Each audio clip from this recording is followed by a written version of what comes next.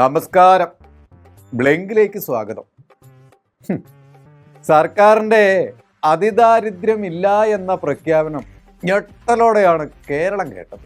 പക്ഷേ നമ്മുടെ മഹാനടൻ 8 മാസം കഴിഞ്ഞ് കേരളത്തിലേക്ക് വന്നപ്പോൾ കണ്ണഞ്ചിപ്പിക്കുന്ന കാഴ്ചയാണത്രേ കേരളത്തിൽ ആശാൻ കണ്ടത്. അതിദാരിദ്ര്യത്തിൽ മാത്രമേ നമ്മൾ മാറിയിട്ടുള്ളൂ, ദാരിദ്ര്യം പക്ഷെ ഇപ്പോഴും ഉണ്ട് അത്ര. അതായത് വിശപ്പ് ശമിക്കാത്തവർ ഇപ്പോഴും കേരളത്തിലുണ്ട്, അതിവിശപ്പ് മാത്രമേ മാറിയിട്ടുള്ളൂ എന്ന്. ഇത് നമ്മുടെ മമ്മൂക്ക വിളിച്ച് പറയുമ്പോൾ കടുത്ത വിശപ്പിലും ചിരിക്കാതിരിക്കാൻ വയ്യ ജനങ്ങൾക്ക്. അല്ല, ഒന്ന് ചോദിച്ചോട്ടെ, ഈ വിശപ്പ് എന്ന വികാരം ഒന്നല്ലേ ഉള്ളൂ? അത് ദരിദ്രനും അതിദരിദ്രനും ഉണ്ടാകുന്നതും വിശപ്പ് തന്നെ അല്ലേ? അല്ലൊരു സംശയമാണ് കേട്ടോ. മുഖ്യനും ആ സംശയം ഉള്ളത് കൊണ്ടാവണം പ്രഖ്യാപനത്തിന് തള്ളിൻ്റെ കൂടെ ഒരു ഉന്തും എന്നതിന് 3 മഹാതാരങ്ങളെ കൂടി ക്ഷണിച്ചു വരുത്താൻ ശ്രമം നടത്തിയത്. പക്ഷേ പഴയ സംഭവം ആവർത്തിച്ചു.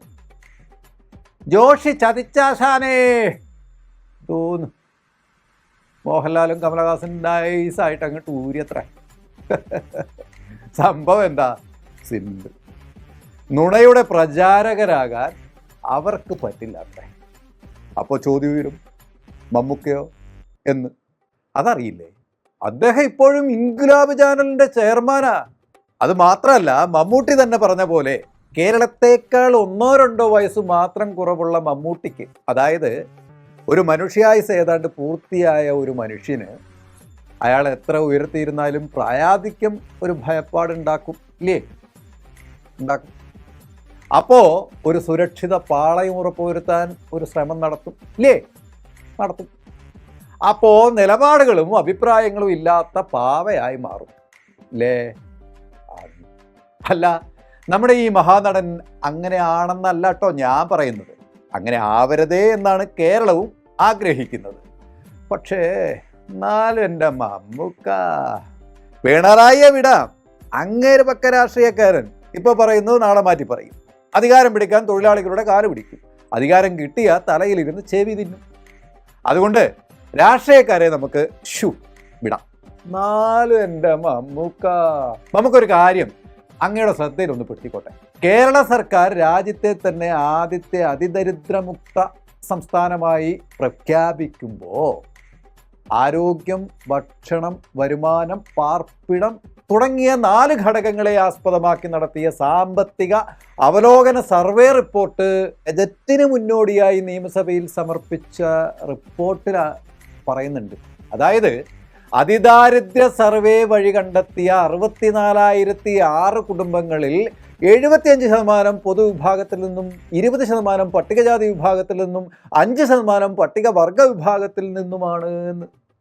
അതിദരിദ്രരിൽ 81% ഗ്രാമപഞ്ചായത്തുകളിലും, 15% മുനിസിപ്പാലിറ്റികളിലും, 4% കോർപ്പറേഷനുകളിലും വസിക്കുന്നു അത്രേ.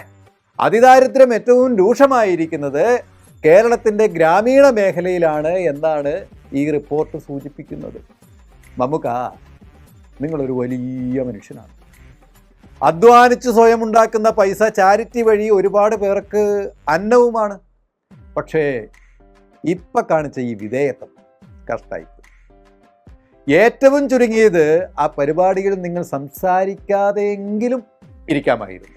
ഭൂമിയിലേക്ക് ഇറങ്ങാത്ത താരമേ, അങ്ങ് സംസ്ഥാനത്തെ പട്ടികജാതി, പട്ടികവർഗ മത്സ്യത്തൊഴിലാളികൾ, മൺപാത്രം നിർമ്മിക്കുന്നവർ, കരകൗശല തൊഴിലാളികൾ തുടങ്ങിയ ചില സാമൂഹ്യ വിഭാഗങ്ങൾക്കിടയിലാണ് ഏറ്റവും അധികം ദാരിദ്ര്യം കാണാൻ സാധിക്കുന്നതെന്ന് മനസ്സിലാക്കിയിരുന്നെങ്കിൽ നന്നായിരുന്നു. നിങ്ങളത് മനസ്സിലാക്കിയിട്ടുണ്ടോ? ഇല്ല. ശരിയാണ്, കുറച്ചെങ്കിലും ദാരിദ്ര്യത്തിൻ്റെ വ്യാപ്തി കുറഞ്ഞിട്ടുണ്ടാവാം ചിലപ്പോൾ. അത് കാലഘട്ടത്തിൻ്റെ വ്യതിയാനം. പാർശ്വവൽകൃത വിഭാഗങ്ങൾക്കിടയിൽ ദാരിദ്ര്യം ഒരു വല്ലാത്ത അവസ്ഥയിലാണ്. അത് മറച്ചു വെച്ചാണ് മോദി പണ്ട് ജപ്പാൻ പ്രധാനമന്ത്രി ഇന്ത്യ സന്ദർശിച്ചപ്പോൾ ചേരി പ്രദേശം തൻ്റെ വലിയ മുഖമുള്ള ഫ്ലക്സ് വെച്ച് മറച്ചത്. അതുപോലെ ഒരു ബ്രഹ്മാണ്ഡ തള്ളുകൊണ്ട് പിണറായി വിജയൻ മറക്കാൻ ശ്രമിക്കുന്നത് കേരളത്തിൻ്റെ പട്ടിണിയാണ്. എന്നും നമ്മളെ ധനകാര്യമന്ത്രി വിളിച്ചു പറയുന്നതാണ്, 5 പൈസ ഇല്ല, കേരളം ദാരിദ്ര്യത്തിലേക്ക് ധനകമ്മിയാണ്.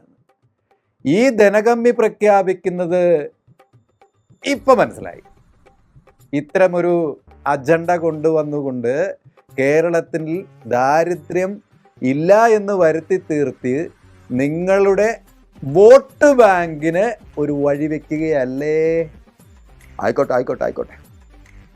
ഞാനൊന്നും പറയാനില്ലേ. ബ്ലിങ്ക് തുടരും. കൂടുതൽ വാർത്തകൾക്കും വിശേഷങ്ങൾക്കും ഞങ്ങളുടെ channel like, share and subscribe ചെയ്യുക. കൂടാതെ സബ്സ്ക്രൈബ് ബട്ടണിലെ ബെല്ലൈക്കൺ എനേബിൾ ചെയ്യാനും മറക്കരുത്.